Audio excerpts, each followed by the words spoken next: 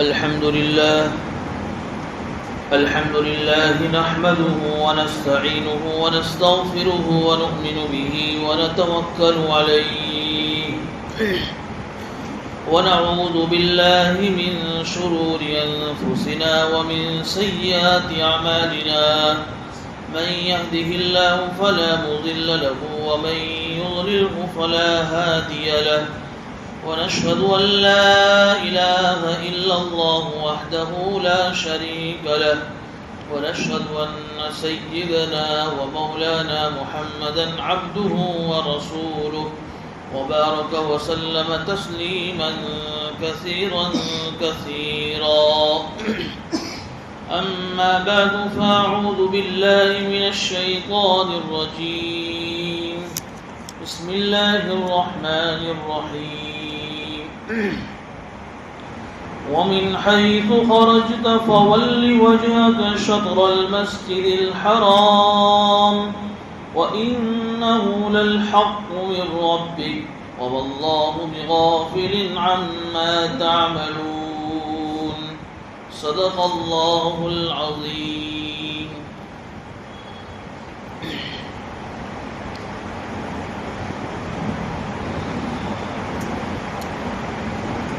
پچھلے 2 ہفتوں سے مسلسل ہم سن رہے ہیں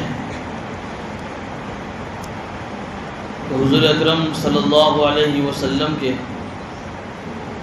مکہ المکرمہ سے مدینہ منورہ ہجرت کر لینے کے بعد اللہ رب العزت نے حضور اکرم صلی اللہ علیہ وسلم کی تمنا اور ان کی خواہش پر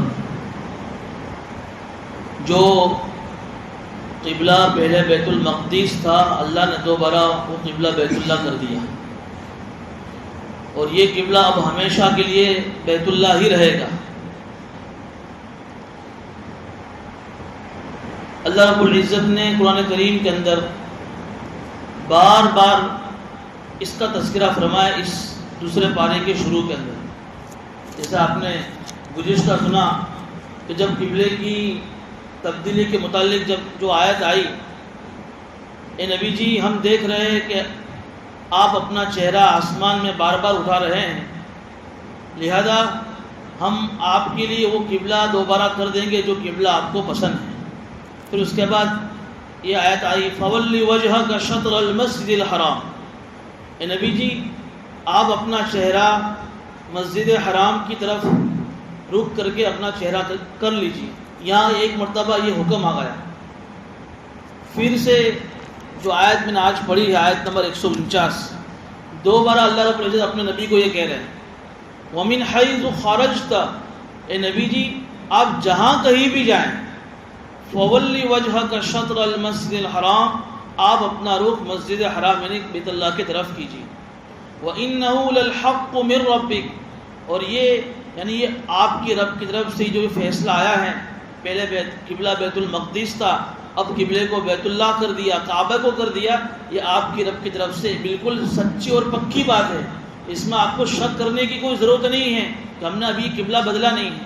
وَمَا اللَّهُ بِغَافِلٍ عَمَّا تَعْمَلُونَ، اور اللہ تعالیٰ تمہارے اعمال سے بے خبر نہیں کہ اب تم کس پر عمل کرتے ہو. پھر سے آیت نمبر 150 شروع ہو رہی ہے. پھر سے تیسری مرتبہ یہی حکم اللہ کہہ رہے ہیں وَمِنْ حَيْثُ خَرَجْتَ فَوَلِّ وَجْهَكَ شطر المسجد الحرام. اے نبی جی آپ جہاں کہیں بھی رہیں، سفر میں ہو یا اپنے گھر پر حاضر ہو، اپنا چہرہ قبلے کی طرف کیجیے. اور پھر مسلمانوں سے اللہ کہہ رہے ہیں چوتھی مرتبہ وَحَيْثُ مَا كُنْتُمْ فَوَلُّوا وُجُوهَكُمْ شَطْرًا. اے مسلمانوں تم لوگ بھی جہاں کہیں رہو اپنا چہرہ قبلے کی یعنی کعبۃ اللہ کی طرف کرنا. علماء فرماتے ہیں کہ بار بار اللہ رب العزت کا یہ حکم دینا ایک تو اس لیے تھا کہ جیسا آپ نے گزشتہ سنا کہ یہودیوں کی طرف سے منافقین کی طرف سے اس قبلے کی تبدیلی کے وقت بہت زبردست سوالات اٹھائے گئے، اعتراضات کیے گئے. دیکھو نا یہ کیسے نبی ہیں، دیکھو نا یہ کیسا دین ہے، دیکھو یہ کیسے لوگ ہیں، کبھی بیت المقدس سے رک کر کے نماز پڑھتے ہیں اور کبھی بیت اللہ کی طرف رک کر کے نماز پڑھتے ہیں. تو ان کی طرف سے یہ فتنہ اور یہ اعتراض بہت زبردست اٹھائے گئے تھے. اللہ نے اس لیے بار بار یہ تاکید ایک حکم کو کئی مرتبہ اللہ نے قرآن میں نازل فرما کر اپنے نبی سے کہہ دیا کہ یہ لوگ کتنے بھی جو ہے اعتراض کر لے، کتنے بھی سوالات کر لے، کتنے بھی آپ کی مخالفت کر لے، کتنے بھی آوازیں اٹھا لے، لیکن قبلہ تو بیت اللہ ہی رہے گا۔ اور قیامت تک کے لوگوں کو بھی دکھانا تھا کہ کوئی آپ کے دل میں ایک مرتبہ اللہ کا کوئی حکم آ گیا اور کوئی شک باقی نہ رہنا چاہیے، اس لیے اللہ نے بار بار یہ حکم نازل فرمایا۔ اگر اللہ فرما رہے ہیں لِأَلَّا يَكُونَ لِلنَّاسِ عَلَيْكُمْ حُجَّةٌ، اور ہم نے یہ قبلہ بیت اللہ اس لیے کیا تاکہ تمہارے لیے لوگوں کے خلاف کوئی دلیل نہ ملے۔ دیکھیے، اگر مدینہ منور آنے کے بعد حضور صلی اللہ علیہ وسلم کا قبلہ جو بیت المقدس آپ نے شروع میں 1.5 سال یعنی 16-17 مہینے جو نماز پڑھی یہودیوں کو اسلام سے قریب کرنے کے لیے، اگر یہ قبلہ اخیر تک بیت المقدس ہی رہتا تو یہودی اعتراض کرتے اللہ کے نبی پر۔ دوسرا اعتراض کیا کہ دیکھو ہماری کتاب میں تو یہ آیا تھا، تورات میں، عیسائی یہ کہتے ہیں کہ ہماری کتاب انجیل میں تو یہ آیا تھا، ایک آخری نبی آئیں گے، اس آخری نبی کا قبلہ کیا ہوگا؟ بیت اللہ ہوگا۔ دیکھو تمہارا قبلہ تو بیت المقدس ہے، تو تمہارے خلاف ان کو دلیل ملے گی۔ اور مشرکین کیا کہیں گے کہ تم ایک طرف نبی سے یہ کہیں گے کہ تم یہ دعویٰ کرتے ہو کہ اللہ نے مجھے عرب کے اندر بھیجا ہے اور تمہارا قبلہ بیت اللہ ہوگا، اور تم تو بیت المقدس کا رخ کر کے نماز پڑھتے ہو۔ کہ نبی اگر ہم نے یہ قبلہ بیت اللہ نہ کیا ہوتا آخر میں تو مشرکین بھی اعتراض کرتے، یہودی بھی اعتراض کرتے، اس لیے ہم نے قبلہ آپ کا بیت اللہ کر دیا تاکہ کسی کو کوئی اعتراض باقی نہ رہے۔ الا الذین ظلموا منہم، لیکن اللہ فرما رہے پھر بھی کچھ لوگ تو ایسے ہوں گے جو اس کے بعد بھی آپ کے اوپر اعتراض کریں گے۔ فلا تخشوہم، کہ نبی ان سے ڈرنا مت، گھبرانا مت۔ اللہ کا حکم آ جانے کے بعد آپ اللہ کے حکم پر عمل کر رہے ہیں، پھر بھی اگر کوئی آپ پہ اعتراض کر رہا ہے، کوئی آپ پر انگلیاں اٹھا رہا ہے، تو آپ کو ان لوگوں سے ڈرنے کی ضرورت نہیں ہے۔ وَاخْشَوْنِی، تم کو تو مجھ سے ڈرنے کی ضرورت ہے کہ کہیں اللہ کا حکم تو مجھ سے نہیں ٹوٹ رہا ہے۔ وَلِأُتِمَّ نِعْمَتِی عَلَیکُم، اور میں نے یہ آخری مرتبہ یہ قبلہ بیت اللہ، آپ کا جو قبلہ بیت اللہ اس لیے بنایا کہ میں یہ چاہتا تھا کہ تم پر میری نعمت کو پورا کروں، اس لیے کہ جس طریقے سے میں نے تم کو ایک خصوصی امت بنایا ہے تو ہم نے تمہارا قبلہ بھی خصوصی رکھا ہے امت محمدیہ کا، اس لیے یہ نعمت اسی وقت پوری ہوگی جب میں تمہارا قبلہ بیت اللہ کروں۔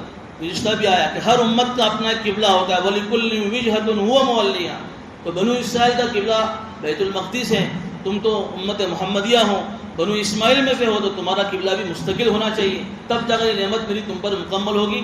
وَلَعَلَّكُمْ تَهْتَدُونَ، اور تم جو ہے سیدھے راستے پر گامزن ہو جاؤ۔ یہاں ایک بات علماء نے لکھی ہے دین کا کام کرنے والوں کے لیے، اور ہر وہ کام جو کام شریعت اور سنت کے مطابق ہوں، ایسے کام کرنے والوں کے لیے اس آیت میں ایک تسلی بھی ہے، کچھ ہدایت بھی ہے۔ وہ تسلی اور ہدایت یہ ہے کہ جب بھی کوئی آدمی دین کا کام کرے گا یا کوئی ایسا کام کرے گا جو شریعت اور سنت کے مطابق ہیں، تو لوگ اس پر انگلیاں ضرور اٹھائیں گے، لوگ اس کے اوپر اعتراض ضرور کریں گے، جیسا کہ حضور صلی اللہ علیہ وسلم پر لوگوں نے اعتراض کیا۔ یہ اللہ تعالیٰ کی طرف سے اس آیت میں قیامت تک کے آنے والے ان لوگوں کے لیے بھی ہدایت ہے کہ جن کے سامنے ساری باتیں آنی ہیں۔ ایک آدمی اچھا کوئی کام شروع کرے اور کوئی اس پر انگلی نہ اٹھاوے، ایسا ہو نہیں سکتا ہے۔ اگر کوئی انگلی نہ اٹھائے، اعتراض نہ کرے، تو پھر تو اس کو ڈرنے کی ضرورت ہے کہ اس کا یہ کام دین کا صحیح نہیں ہے، تبھی تو لوگ خاموش بیٹھے ہوئے ہیں۔ میں آپ کو مثال دوں، ایک آدمی کو یہاں سے دہلی آنا ہو، تو یہاں سے جب دہلی ٹرین میں بیٹھے گا، کلول سے دہلی کے بیچ میں جتنے بھی اسٹیشن ہیں وہ ایک ایک کر کے آ رہے ہو، مہسانہ، پالنپور، سمجھو کہ وہ اس کی پٹری صحیح چل رہی، لیکن اگر رخ اس کا دہلی کی طرف ہے اور اسٹیشن نہیں آ رہے ہیں تو سمجھو کہ ٹرین الٹی سمت میں جا رہی ہے، احمد آباد آیا، احمد آباد سے آگے بروڑا آیا، سمجھو کہ اس کی ٹرین اور اس کی زندگی کی جو ٹرین کی پٹری صحیح نہیں چل رہی۔ ایک آدمی دین کا کام کر رہا ہے اور اس پر حالات نہ آئیں، اس پر لوگوں کی طرف سے آزمائش نہ آئیں، یہ ہو نہیں سکتا ہے۔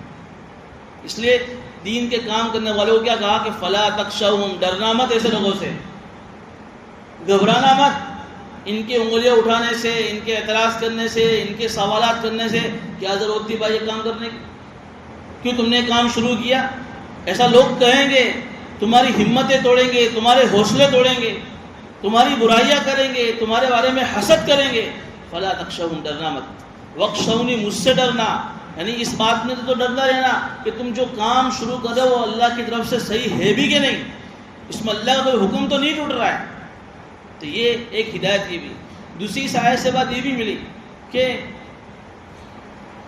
اکثر لوگوں کا جو مزاج یہ ہے کہ انگلیاں اس آدمی پر اٹھتی جو کام کر رہا ہے، جو آدمی بالکل فری بیٹھا ہے، نیورا بیٹھا ہے، اس پر کوئی انگلیاں نہیں اٹھاتا ہے، حالانکہ جو آدمی کام کرتا ہے غلطیاں اسی سے ہوتی ہیں، تو اس کی غلطیوں پر بجائے اس کو کوسنے کے اس کو حوصلہ دینا چاہیے، تسلی دینی چاہیے کہ بھائی کوئی بات نہیں ہے، بھول ہوتی رہتی ہے، غلطی ہوتی رہتی ہے، آئندہ اس سے اچھا کام کرنے کی۔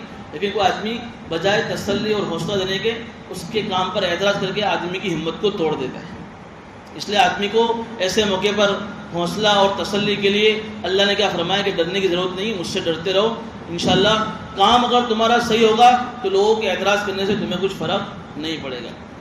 وَلِيُتِمَّ نِعْمَتِهِ عَلَيْكُمْ وَلَعَلَّكُمْ تَهْتَدُونَ، آیت نمبر 151 کے اندر مضمون ختم ہو رہا ہے۔ یہ مضمون شروع ہوا تھا پہلے پارے کے رکوع نمبر 16 اور آیت نمبر 130 کے اندر، وَمَن يَرْغَبُ عَن مِّلَّةِ إِبْرَاهِيمَ، جہاں اللہ رب العزت نے ابراہیم علیہ السلام کے کعبۃ اللہ کا تذکرہ فرمایا اور ابراہیم علیہ السلام کو جو آزمائش آئی ان آزمائشوں کا تذکرہ فرمایا۔ پھر اس کے بعد ابراہیم علیہ السلام نے جو دعا مانگی تھی کہ اللہ میری امت میں ایک ایسا نبی دینا جو نبی ایسا ہو جس کی ایسی ایسی خوبیاں ہو کہ جو امت کے سامنے تیری کتاب کی تلاوت کرے، تیری کتاب کی تعلیم کرے، حکمت سکھائے، لوگوں کا تزکیہ کرے۔ جب یہ مضمون ختم ہو رہا ہے تو دو بار اللہ وہی بات پھر سے ارشاد فرما رہا ہوتا ہے نا کہ بیان ہو رہا ہے، جہاں سے بیان شروع ہوا اب بیان ختم ہوگا تو واپس سے وہ 2 منٹ اسی بیان کی تمہید، اس کی مختصر رپورٹ آپ کے سامنے پیش کی جاتی ہے۔ یہاں اللہ تعالیٰ مختصر پھر سے اسی آیت کو لا رہے ہیں، کما ارسلنا فیکم رسولا منکم، جس طریقے سے ہم نے تمہارے اندر ایک رسول بھیجا جو تمہارے سامنے یتلو علیکم آیاتنا، ہماری آیتوں کی تلاوت کرتا ہے، ویزکیکم، اور تمہارا تزکیہ کرتا ہے، ویعلمکم الکتاب، اور تمہیں کتاب کی تعلیم دیتا ہے، والحکمہ، تمہیں حکمت کی باتیں سکھاتا ہے، ویعلمکم ما لم تکونوا تعلمون، اور بہت ساری ایسی باتیں بھی وہ نبی تم کو بتاتا ہے جس کا تمہیں علم نہیں۔ چنانچہ بہت ساری باتیں اللہ کے نبی نے ہمیں وہ بھی سکھائی جس کا تذکرہ قرآن میں نہیں ہے۔ وضو کے جو ہے مسائل ہیں، وضو کے کتنے فرائض ہیں، وضو کی کتنی سنتیں ہیں، غسل کے فرائض ہے، غسل واجب کب ہوتا ہے، ایسے بہت ساری باتیں، نمازوں کی رکعتیں ہیں، قرآن میں اس کا تذکرہ نہیں ہے۔ ایسی بہت ساری باتیں ایسی ہیں جو اللہ رب العزت نے حضور کے دل میں ڈالی اور حضور نے وہ ساری باتیں ہمیں بتائی، اس کو ہم حدیث کہتے ہیں۔ تو بہرحال یہ آیت ختم ہو رہی مضمون، اسی مضمون پر اللہ نے اسی آیت پہ اس مضمون کو ختم فرمایا۔ آگے اللہ فرما رہے ہیں فَاذْكُرُونِي يَذْكُرْكُمْ وَاشْكُرُوا لِي وَلَا تَكْفُرُونَ، لہذا اللہ کی اتنی ساری نعمتیں تم پر یہ لوگوں برس رہی ہیں۔ سب سے بڑی نعمت کہ تم کو اللہ نے ایسا نبی دیا جو نبی تمام نبیوں کا سردار، تم کو اللہ نے ایسی امت بنایا جو امت تمام امتوں کی سردار، تم کو اللہ نے ایسا قبلہ دیا جو قبلہ صرف کسی ایک قوم کے لیے نہیں، صرف کسی ایک زمانے کے لیے نہیں، بلکہ اللہ نے اس قبلے کو ایسا بنایا جو قبلہ قیامت تک کے لیے تمام قوموں کے لیے ہوگا، بین الاقوامی، جس کو بولتے ہیں انٹرنیشنل لیول پر اللہ نے قبلہ تمہیں عطا فرمایا۔ تو تمہارا قبلہ بھی الگ، تم کو نبی بھی ایسا ملا جو نبی تمام نبیوں کا سردار، تم امت بھی ایسی کہ وہ امت محمدیہ بھی تمام امتوں کی سردار۔ تو پھر اس کا تقاضا کیا ہے؟ فَاذْكُرُونِي يَذْكُرْكُمْ، تم مجھے یاد کرو میں تمہیں یاد کروں، وَاشْكُرُوا لِي، تم میرا احسان مانو، میرا شکریہ ادا کرو، وَلَا تَكْفُرُونَ، اور میری نافرمانی نہ کرو، میری نعمتوں کی ناشکری نہ کرو۔ بہرحال علماء نے فرمایا کہ اس آیت کے ضمن میں اللہ رب العزت نے یہ بات ارشاد فرمائی ہے کہ اتنی ساری نعمتیں آ جانے کے بعد بھی اگر ایک آدمی اللہ کو یاد نہ کرے، نہ زبان سے نہ دل سے، اور اس کے 24 گھنٹے ایسی غفلت سے گزرے کہ ایک لمحے کے لیے بھی اللہ کو یاد نہ کرے، تو یہ سب سے بڑا ناشکرہ ہے۔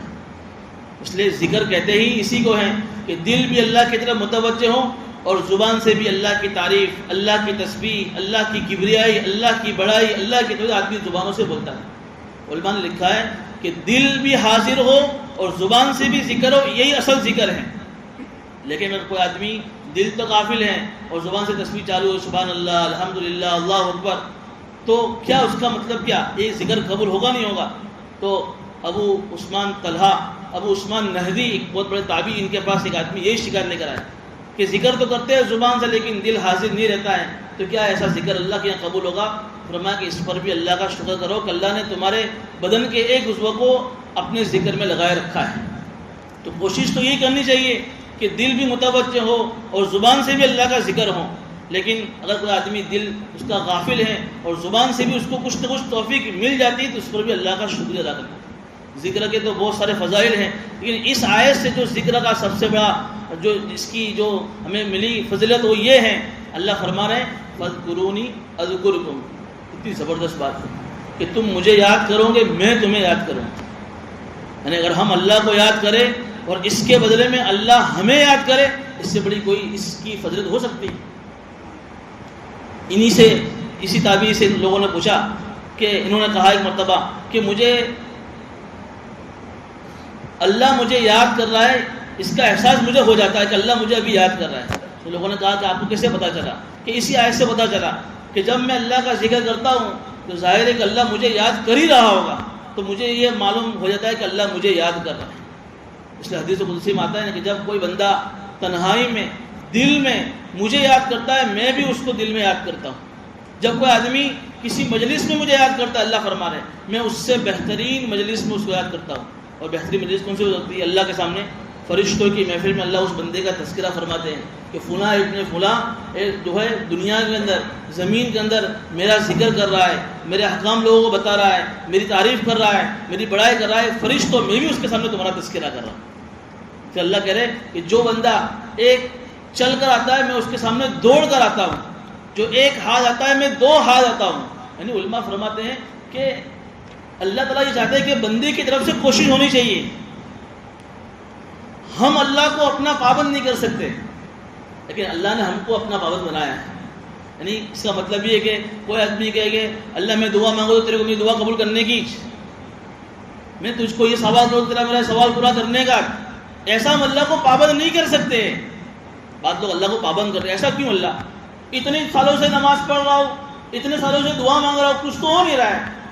بھائی یہ نماز پڑھنے کے بعد بھی دعا مانگنے کے بعد بھی اگر کوئی دعا قبول نہیں ہوئی تو کوئی اللہ کوئی پابند نہیں ہے ہمارے اس دعا کے قبول کرنے کا، اور ہمارے جو ہے اس جو پڑی کی ہوئی عبادتوں پر اللہ ہمیں دنیا میں اس کا بدلہ دے دے۔ وہ اللہ کی اپنی فضل کی اور اللہ کی اپنی رحمت کی بات ہے کہ اللہ جس کے ساتھ کیا معاملہ کرنا چاہے کہ اللہ نے ہم کو مکلف بنایا ہے، تم میری مدد کرو گے تو میں تمہاری مدد کروں گا، تم مجھے یاد کرو گے تو میں تمہیں یاد کروں گا، تم توبہ کرو گے تو میں تمہاری توبہ کو قبول کروں گا۔ ہماری طرف سے کوئی پہل نہ ہو اور ہم یہ چاہے کہ اللہ ہی ہر مرتبہ ہمیں نوازتا رہے تو ایسا نہیں ہوگا۔ فاذکرونی اذکرکم واشکروا لی ولا تکفرون، تم مجھے یاد کرو گے میں تمہیں یاد کروں گا، تم میرا شکر ادا کرو اور میری نافرمانی مت کرو۔ یہاں یہ دوسرا رکوع پورا ہو کر تیسرا رکوع اب شروع ہوا، یا ایھا الذین آمنوا استعینوا بالصبر والصلاۃ ان اللہ مع الصابرین۔ علماء فرماتے ہیں کہ ابھی آپ نے سنا کہ جب یہ قبلے کی تبدیلی کا موقع آیا، بیت المقدس سے بیت اللہ جب قبلہ بنایا، تو ایک تو یہ یہودیوں نے منافقین نے ایک اعتراض کی اسلام کے اوپر شبہ ڈالا، شک ڈالا کہ اسلام صحیح مذہب نہیں ہے، اس کا جواب تو اوپر آ گیا۔ لیکن اس اعتراض کی وجہ سے یہودیوں کے منافقین کے ان اعتراض کی وجہ سے دوسرا جو اثر یہ ہوا کہ اس زمانے کے جو مسلمان تھے، جو صحابہ تھے، ان کے اوپر اس کا بہت بڑا صدمہ ہوا، بہت تکلیف ہوئی کہ اللہ کی طرف سے بار بار ایک حکم آ رہا ہے کہ بھئی اب تمہارا قبلہ بیت اللہ ہو گیا، تمہارا قبلہ بیت اللہ ہو، اس کے رک کر کے نماز پڑھو۔ پھر بھی یہ یہودی، یہ منافقین اسلام کے اوپر، صحابہ کے اوپر، مسلمانوں پر اعتراض کر رہے، جس کی وجہ سے صحابہ کو بہت صدمہ ہوا۔ تو اللہ کہہ رہے ہیں اس صدمے کو دور کرنے کے لیے، اس غم کو دور کرنے کے لیے اللہ ایمان والوں سے کہہ رہے ہیں کہ اے ایمان والوں، صبر کے ذریعے سے اور نماز کے ذریعے سے اللہ کی مدد چاہو۔ تمہیں جو غم ہوا ہے نا، اس غم پر صبر کرو۔ تمہیں جو غم ملا ہے، جو تکلیف ہوئی ہے، تم اللہ کی بارگاہ میں نماز پڑھتے رہو۔ ان اللہ مع الصابرین، اللہ صبر کرنے والوں کے ساتھ ہے۔ بہرحال آیت تو ان کے لیے نازل ہوئی ہے، لیکن اللہ تعالیٰ نے قرآن کو قیامت تک کے لیے نازل فرمایا ہے، تو قیامت تک کے آنے والے ہم تمام کے لیے بھی اس میں ایک جو ہے سامان عبرت ہے کہ جب کبھی بھی ہمیں کوئی صدمہ، کوئی مصیبت، کوئی تکلیف پہنچے تو ہمیں بھی اس تکلیف کو دور کرنے کے لیے دو چیزوں کا آزمانا چاہیے، ایک تو صبر کرنا چاہیے اور ایک نماز پڑھ کر اس غم کو ہلکا کرنا چاہیے۔ صبر کا جب بھی مطلب ہمارے سامنے آتا ہے تو ہم نے اس کی ایک تعریف فکس کر رکھی، بھئی صبر کا مطلب کوئی مصیبت آ جائے اس پر صبر کرنا، یہ تو ہے ہی، لیکن صبر کا دائرہ اور صبر کا جو ہے مطلب بہت بڑا وسیع ہے ہمارے اسلام کے اندر۔ ایک آدمی کو نماز پڑھنی ہے نا، اس میں بھی اس کو صبر کرنا پڑتا ہے۔ بھائی فجر کی نماز اذان ہو گئی، آدمی بستر پر ہے، میٹھی نیند لے رہا ہے اور ٹھنڈی راتیں ہے، گرم لحاف میں سویا ہوا ہے، اب اس کو اگر نماز پڑھنی ہو تو صبر نہیں کرنا پڑے گا؟ کیا صبر کہ نیند چھوڑنی پڑے گی، بستر چھوڑنا پڑے گا، ٹھنڈے پانی سے وضو کرنا پڑے گا، چل کر مسجد میں آنا پڑے گا، 2 رکعت کھڑے ہو کر نماز پڑھنی پڑے گی، کتنی ساری۔ یعنی امام غزالی نے صبر کی جو ڈیفینیشن کی ہے، حبس النفس علی ما یقتضیہ الشرع والعقل، کہ شریعت اور عقل جن جن باتوں کا تقاضا کرتی ہیں ان کاموں کو پورا کرنے میں اپنے نفس پر کنٹرول کرنا۔ آدمی کنٹرول کر رہا ہے کہ نہیں کر رہا ہے؟ نماز پڑھا لیکن ساری خلاف مرضی ساری باتوں کا آدمی صبر کر رہا ہے، کنٹرول، یہ بھی صبر ہے۔ ایک آدمی اپنا کو گناہوں سے بچا رہا ہے، جی چاہ رہا ہے کہ میں گناہ کروں، لیکن شریعت نے منع کیا ہے، تو شریعت کے منع کرنے کی وجہ سے آدمی اپنے نفس پر کنٹرول کر رہا ہے، یہ بھی صبر ہے۔ اور صبر کی ایک قسم یہ جو ہم کہہ رہے ہیں کہ صبر علی مصیبت کے آنے کے آدمی صبر کرے، کنٹرول کرے، نہیں روے نہیں، واویلا نہ کرے، چیخے نہیں، چلائے نہیں، شریعت کے خلاف کوئی زبان سے کوئی بات نہ بولے، یہ بھی صبر ہے۔ بہرحال یہ صبر کا بہت بڑا دائرہ ہے، یہ ساری چیزیں صبر میں آ جاتی ہیں۔ تو یہ بلکہ علماء نے یہاں تک لکھا کہ آدمی 2 حالات سے گزرتا ہے۔ کچھ حالات تو ہے جو آدمی کی مزاج کے موافق ہوتے ہیں، کچھ حالات ایسے جو آدمی کی مزاج کے موافق نہیں ہوتے۔ ان میں جو حالات آدمی کی مزاج کے موافق، اس میں بہت زیادہ صبر کرنا پڑتا ہے۔ مان لو کہ ایک آدمی ایسا ہے جس کو اللہ نے ڈھیر ساری نعمتوں سے نوازا ہے، مال کے اعتبار سے، اولاد کے اعتبار سے، جائیداد کے اعتبار سے، بیوی بچوں کے اعتبار سے، صحت تندرستی، ہر اعتبار سے ظاہر میں کوئی ایسی تکلیف اس کے اوپر نہیں ہے، سارے حالات سارے اسباب اس کے مزاج کے موافق ہیں، لیکن ایسا آدمی کو صبر کرنا اس سے بھی زیادہ پڑتا ہے جو آدمی مصیبت میں ہے۔ کیسے؟ مان لو کہ آدمی ہر اعتبار سے مالا مال ہے، اب ایسے موقع پر اللہ کا حکم پورا کرنا اس کے لیے بہت کٹھن ہوتا ہے۔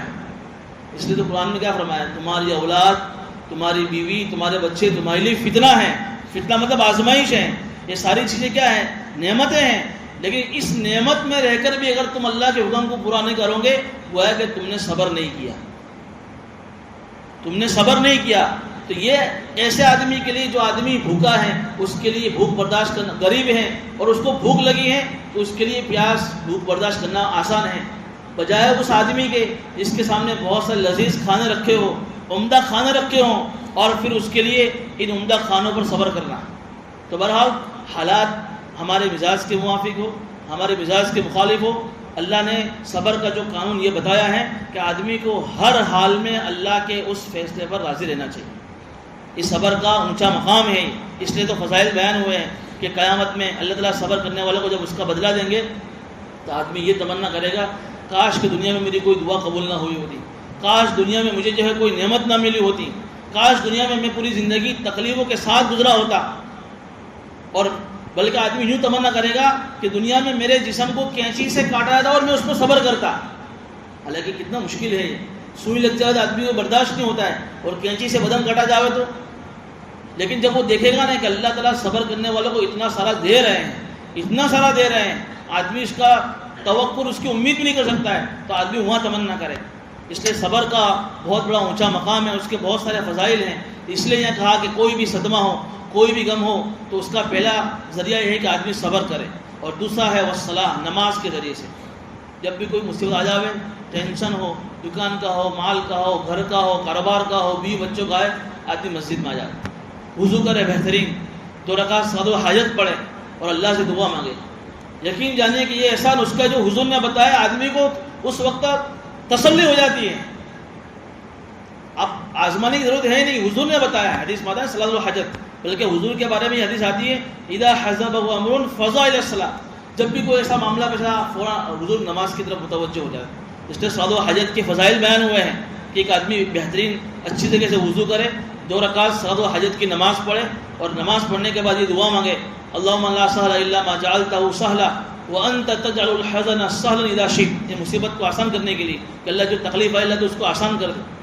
پھر دوسری جو دعا حدیث میں آتی ہے وہ یاد ہو وہ بھی پڑھ لے، لا الہ الا اللہ الحلیم الکریم، سبحان اللہ رب العرش العظیم، والحمد لله رب العالمين نسألك موجبات رحمتك وعزائم مغفرتك والغنيمة من كل بر والسلامة من كل إثم لا تدع لنا ذنبا إلا غفرته ولا هما إلا فرجته ولا دينا إلا قضيته ولا مريضا إلا شفيته ولا حاجة هي لك رضا إلا قضيتها ويسرتها يا أرحم الراحمين.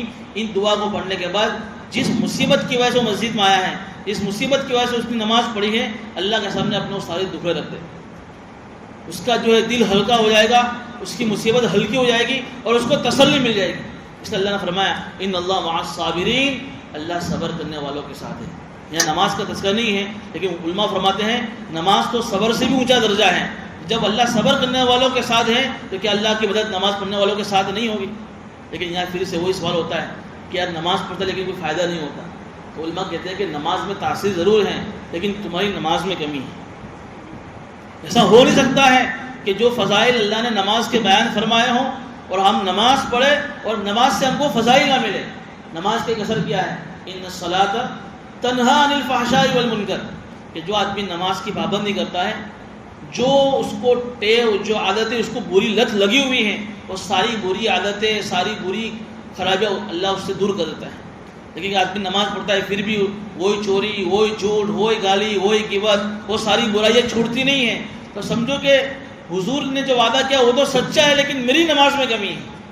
نماز جیسی مجھے پڑھنی چاہیے تھی ایسی میں نماز نہیں پڑھ رہا ہوں، تو سمجھو کہ پھر اس نماز سے فریضہ ذمے سے ادا ہو جائے گا، لیکن نماز کے جو اثرات ہیں وہ زندگیوں میں نہیں ہیں.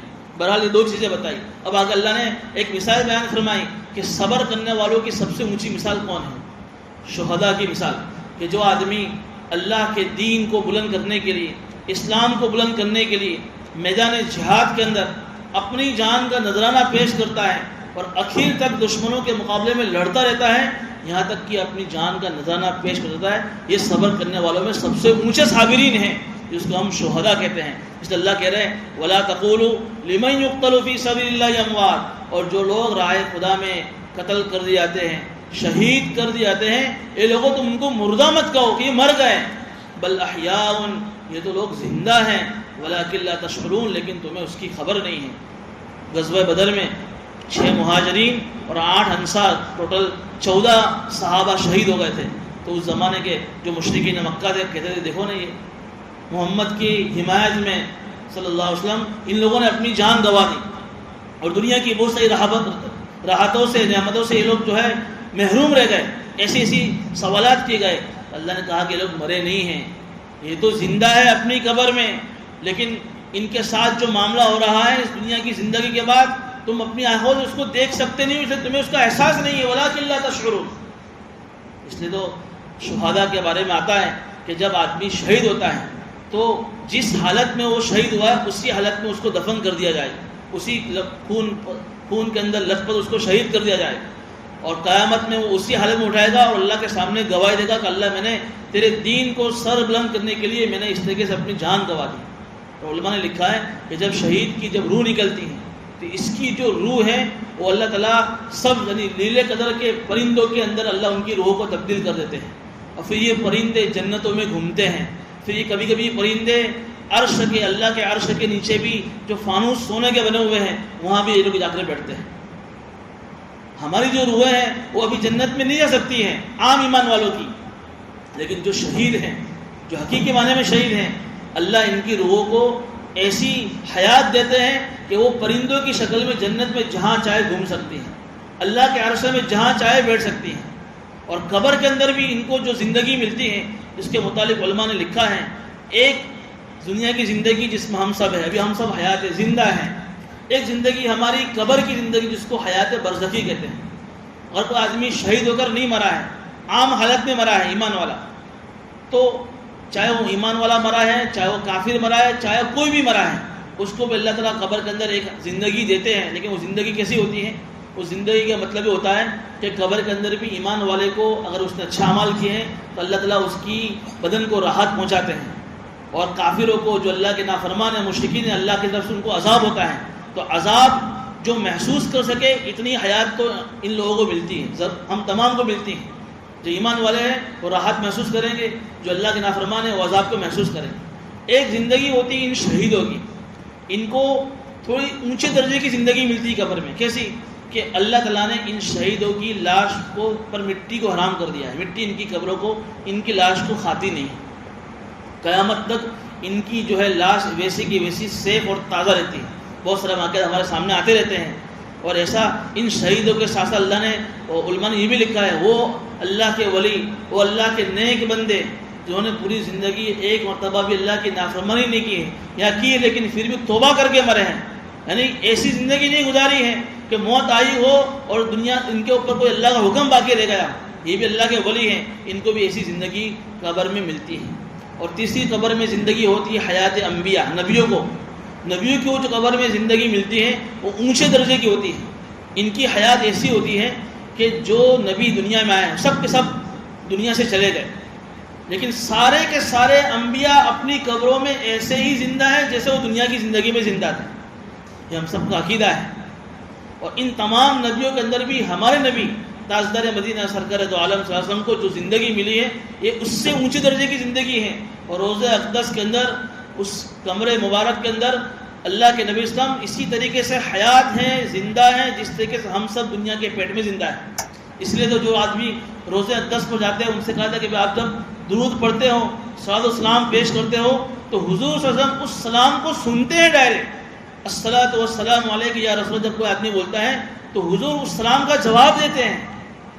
اور ہم جب یہاں ہیں غائبانہ جب ہم سلام پیش کرتے ہیں تو اس وقت اللہ نے کچھ فرشتوں کو ایسا مقرر کر رکھا ہے جو جب ہم ایک مرتبہ بھی درود بھیجتے ہیں ہمارے اور ہمارے باپ کے فلاں ابن فلاں، ہمارے باپ کے نام کے ساتھ، وہ فرشتہ حضور کو اپنی کی قبر مبارک میں جا کر درود کا پیغام اور تحفہ دیتا ہے کہ تمہارے اس امتی نے جس کا نام یہ ہے اس نے تمہیں درود بھیجا ہے. حضور اس درود کا سلام کا جواب دیتے ہیں. یہ اللہ کے نبیوں کی حیات کے بارے میں. تو بہرحال یہ صابرین کی سب سے اونچی مثال کہ جن کو اللہ کے راہ میں شہید کر دیا گیا، کتنی صبر کی ہوگی. دشمنوں کی طرف سے تیر آ رہا ہے، دشمنوں سے حملے آ رہے ہیں، لیکن نہیں، میں مر جاؤں گا، میں شہید ہو جاؤں گا، لیکن میں اپنی جان کو قربان کر دوں گا، لیکن دین میرے سامنے مل جائے میں اس کو برداشت نہیں کروں گا. یہ سب سے اونچی مثال ہے. آگے وَلَنَبْلُوَنَّكُمْ بِشَيْءٍ سے عام صابرین کی مثال اللہ بیان فرما رہے ہیں. اور ہم تم کو ضرور آزمائیں گے، خوف دے کر، بھوک دے کر، مالوں میں جانوں میں کمی کر کے، تمہارے پھلوں میں کمی کر کے. یعنی دنیا میں جتنے بھی انسان آئے ہیں اور جنہوں نے بھی کلمہ پڑھا ہے، اس ایمان کا لازمی حصہ، کلمہ پڑھنے کا لازمی حصہ یہ ہے کہ اللہ تعالیٰ دنیا میں ہم سب کو ضرور آزمائے گا. 21 پارے کی اس وقت شروع ہوتی ہے سورہ عنکبوت، اس میں اللہ نے یہی دوسری آیت میں فرمایا احسب الناس ان یترکوا ان یقولوا آمنا وهم لا یفتنون. ایک آدمی یہ سوچے کہ میں مسلمان بن جاؤں، میں ایمان لے آیا، میں نے کلمہ پڑھ لیا اور مجھ پر کوئی اللہ کی طرف سے حالات نہ آوے، ایسا کبھی نہیں ہوگا. ایمان کے ساتھ آزمائش یوں سمجھو کہ چولی دامن کا ساتھ ہے، ضرور اللہ کی طرف سے آزمائش آنی ہے. اس لیے تو کہتے ہیں دنیا آزمائش کا گھر ہے، تکلیفوں کا گھر ہے. کوئی آدمی دنیا سے ان آزمائش سے بچ نہیں سکتا ہے. ایک آدمی کہ چلو نہیں انڈیا میں تو بہت تکلیف ہے، میں لنڈن چلا جاؤں، تو کیا لنڈن جانے سے اس کی تکلیف ختم ہو جائے گی؟ ہمارے استاد کہتے تھے کہ اللہ نے دنیا کو تکلیفوں کا گھر بنایا ہے، تکلیف تو ہر جگہ رہے گی، تکلیف کی شکلیں بدل جائے گی. تم انڈیا میں ہو تو یہاں بھی تکلیف ہے، تم لنڈن جاؤ گے وہاں بھی تکلیف ہے. یہاں کی تکلیف کی شکل الگ ہوگی، وہاں کی تکلیف کی شکل الگ ہوگی. تکلیف تو ہر ایک کو آنی ہے، آزمائش تو ہر ایک کے ساتھ لگی ہوئی ہے. اور اس میں بھی ایمان والے کے لیے تو خیر ہی خیر ہے. حضور نے فرمایا کہ ایمان والے کے تو دونوں ہاتھ میں لڈو ہے، کہ اللہ کی طرف سے مصیبت آئے اور اس پر صبر کرے تو اس میں بھی اس کو ثواب ملے گا. اور ایمان والے کو اللہ کوئی نعمت سے مالا مال کرے اور اس پر اللہ کا شکر کرے تو بھی اس کو ثواب ملے گا. اس لیے یہ عام صبر کرنے والوں کو اللہ اس کی مثال بیان فرما رہے ہیں کہ جب بھی اللہ کی طرف سے یہ حالات کی جو مختلف شکلیں ہیں، کبھی اللہ کی طرف سے تم پر خوف آئے گا، کبھی بھوک کے حالات آئیں گے، کبھی کاروباری حالات آئیں گے، کبھی تمہارے مالوں میں، کبھی تمہاری جانوں میں، کبھی تمہارے الگ الگ اعتبار سے، جس کو اللہ تعالیٰ چاہیں گے جس طریقے سے آزمائے گا. ایسا نہیں ہے کہ اس پر جو حالات ہے وہ حالات مجھ پر بھی آئیں گے. مالدار پر حالات کی شکل الگ ہوگی، غریب پر حالات کی شکل الگ ہوگی، مردوں پر حالات کی شکلیں الگ ہیں، بیویوں پر، عورتوں پر حالات کی شکلیں الگ ہیں. جس پر جو بھی حالات کی شکلیں آئیں وہ ان حالات کی شکلوں میں جب وہ اللہ کی طرف سے آئے تو صبر کرے. جب صبر کریں گے تو حدیث میں کیا آتا ہے ایک تو منفی پہلو جو حدیث میں آیا ہے، کیا فائدہ ہوگا کہ اس صبر کرنے پر اللہ تعالیٰ اس کے گناہوں کو جھاڑ دیں گے. جیسے پتجھڑ کی موسم ہوتی ہے، اس میں درختوں سے پتے کیسے گرتے ہیں، صبر کریں گے اللہ کی طرف سے آنے والے حالات پر، اللہ تعالیٰ تمہارے گناہوں کو جھاڑ دیں گے. یہ منفی اور نگیٹو پہلو کے اعتبار سے تو صبر کرنے کی فضیلت. یہاں جو وبشر الصابرین سے آئی ہے مثبت انداز میں، پازیٹیو انداز میں، جو صبر کرو گے تو اللہ کی طرف سے تمہیں کیا خوشخبری سنائی جا رہی ہے؟ الذین اذا اصابتهم مصیبۃ قالوا انا للہ وانا الیہ راجعون. تم صبر کرنے والوں کو خوشخبری سنا دو، جب انہیں کوئی مصیبت پہنچتی ہے تو یہ کہتے ہیں کہ ہم اللہ تیرے ہی ہیں اور ہمیں تیرے پاس ہی آنا ہے. اولئک علیہم صلوات من ربہم ورحمہ واولئک هم المہتدون. اللہ تعالیٰ دنیا کے اندر ان صبر کرنے کی وجہ سے اور آخرت میں بھی ان کو ڈھیر ساری رحمتوں سے اللہ ان کو مالا مال فرمائیں گے، اللہ ان کو ہدایت پر رکھے گا. یہاں انا للہ وانا الیہ راجعون کے ضمن میں علماء نے بڑی عجیب بات لکھی ہے. یہ جو دعا ہے نا، ہم نے اس دعا کو جو ہے نا صرف کسی کے موت کے وقت کے لیے خاص کر دیا ہے. بھائی کسی کی یہاں میت ہو گئی، انا للہ وانا الیہ راجعون. اللہ کا ایسا نہیں ہے. کوئی بھی صدمہ پہنچ جائے، کانٹا بھی چبھے نا تو بھی انا للہ پڑھو. یہ دعا عجیب ہے اور یہ اس امت کی خصوصیت ہے. جب یوسف علیہ السلام کا آپ نے واقعہ سنا، جب وہ گم ہو گئے تو ان کے ابا نے کیا پڑھا؟ یا اسف علی یوسف، یا اسف علی یوسف. یہ دعا نہیں پڑھی، یہ یوسف تمہاری جدائی سے میں بے چین ہوں، میں غمگین ہوں. اللہ نے اس وقت کسی نبی کو یہ دعا نہیں دی. حضور کی برکت سے اللہ نے اس امت کی دعا دی ہے کہ انا للہ. جب بھی کوئی مصیبت پہنچے اس مصیبت پر یہ دعا پڑھے. علماء فرماتے ہیں کہ مصیبت آتے ہی جو آدمی فوراً اس دعا کو پڑھے گا، اللہ اس کو ایسا دیں گے کہ وہ خوش ہو جائے گا اور اس سے اچھا دیں گے. میں آپ کو ایک واقعہ سناؤں. آپ دیکھیے کہ اس دعا پر اللہ تعالیٰ کا یقین ہونا چاہیے. یقین کا معاملہ ہے. حضرت ام سلمہ رضی اللہ عنہ کا واقعہ میں آپ کو سناؤں. یہ ان کے شوہر کا نام تھا ابو سلمہ. ان کے شوہر کا انتقال ہو گیا. پھر انہوں نے حضور سے یہ دعا سن رکھی تھی کہ بھئی جو آدمی کوئی مصیبت پہنچے تو وہ انا للہ پڑھے گا تو اس کو اللہ اس سے اچھا دیں گے. انہوں نے فوراً انا للہ وانا الیہ راجعون پڑھا اور پھر یہ دعا پڑھی اللہم اجرنی فی مصیبتی واخلف لی خیرا منہا. اللہ مجھے اس مصیبت میں بہترین بدلہ عطا فرما اور اس سے بھی اچھا مجھے عطا فرما. لیکن اس دعا پڑھنے کے بعد ایک مرتبہ اسی وقت شوق میں پڑ گئی ام سلمہ. یار میرے شوہر تو بہت اچھے تھے، ابو سلمہ تو بہت اچھے تھے. تو ایک طرف تو میرے شوہر بہت اچھے تھے، دوسری طرف حضور نے اس حدیث اس دعا کے ضمن میں یہ اللہ نے وعدہ کیا ہے کہ جو آدمی اس دعا کو پڑھے گا مجھے اس سے بھی اچھا ملے گا. تو مجھے اس سے اچھا شوہر کیسے ملے گا؟ اب یہ سوچ ہی رہی تھی. کچھ دنوں کے بعد حضور چونکہ عدت پوری ہو گئی تو حضور صلی اللہ علیہ وسلم عدت پوری ہو جانے کے بعد پردے کے پیچھے ان کے پاس تشریف لے گئے. اندر آنے کی اجازت چاہیے. اجازت ملنے کے بعد حضور صلی اللہ علیہ وسلم نے ان کے سامنے کہا کہ میں آپ کے سامنے ایک ریکویسٹ کرتا ہوں اور یہ چاہتا ہوں کہ میں آپ سے نکاح کروں. جب یہ بات سنی ہے ام سلمہ کہتی ہے کہ میرا دل باغ باغ ہو گیا، میں خوش ہو گئی اور مجھے اس دعا پر اور یقین ہو گیا کہ دیکھیے حضور سے بڑا اچھا شوہر کون مل سکتا ہے. ابو سلمہ تو تھے ہی تھے لیکن ابو سلمہ سے بھی اچھے شوہر. مجھے اس دعا پر اور یقین آ گیا کہ میں پھر یہ ہوا کہ انہوں نے سامنے نکاح کی پیشکش کی، انہوں نے قبول کر لی اور حضور کا ان سے نکاح ہوا اور حضور کی نکاح میں آ گئی. تو یہ بہت بڑی دعا ہے.